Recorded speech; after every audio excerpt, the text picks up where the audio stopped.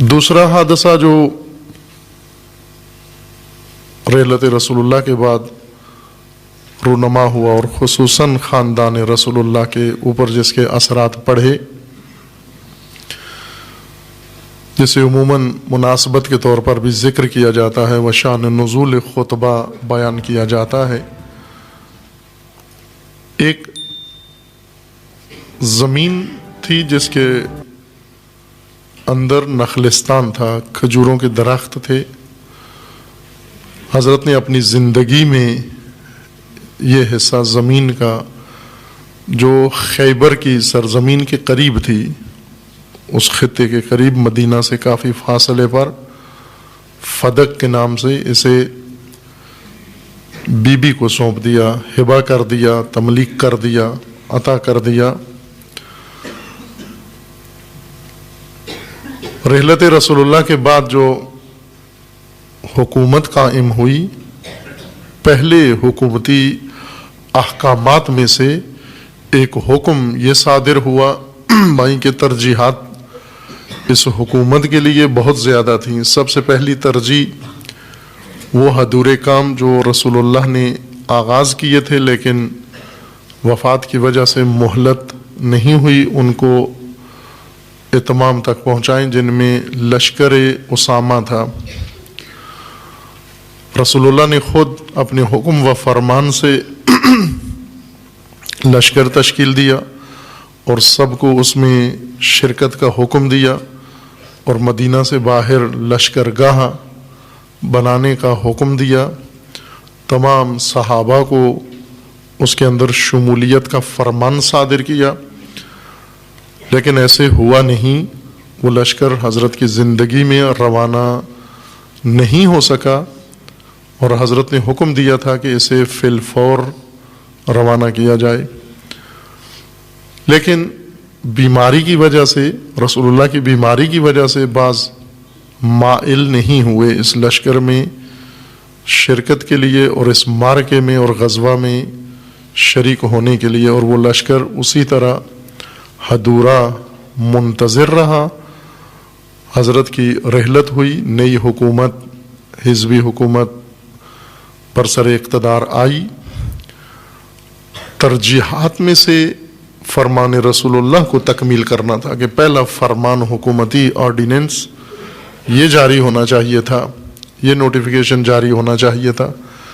کہ فی الفور لشکر کی تکمیل کی جائے اور اسے روانہ کیا جائے۔ اور اس طرح کے چند اور امور جو تاریخی طور پر واضح ہیں کہ ان کو ترجیح حاصل تھی، ان احکامات کے صدور کے بجائے حکم صادر یہ ہوا کہ وہ باغ فدق یہ جناب سیدہ سے واپس لیا جائے، حکومتی ملکیت میں آ جائے۔ یہ فرمان صادر ہوا۔ اس فرمان کے بھی اپنے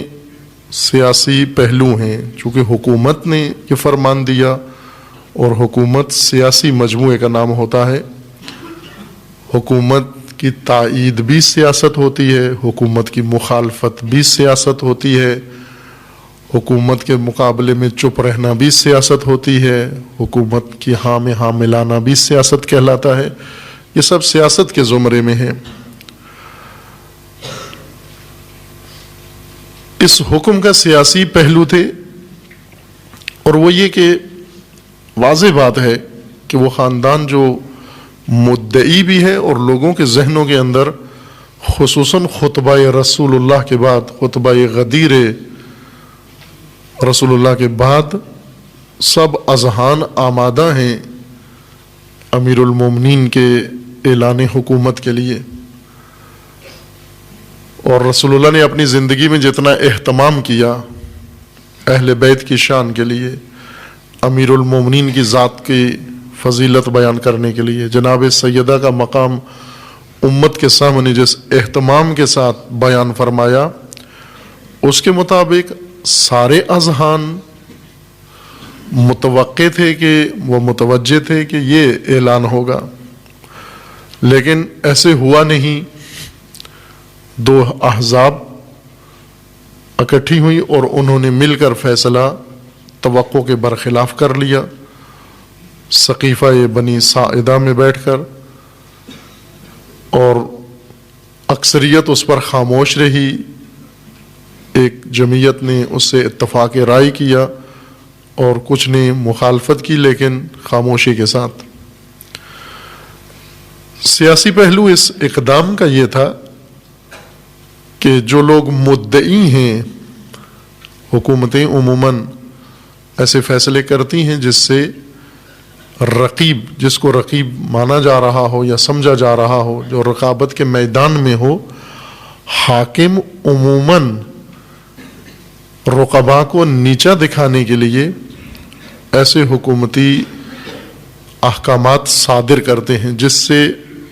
اجتماعی طور پر ان کا مقام لوگوں کی نگاہوں میں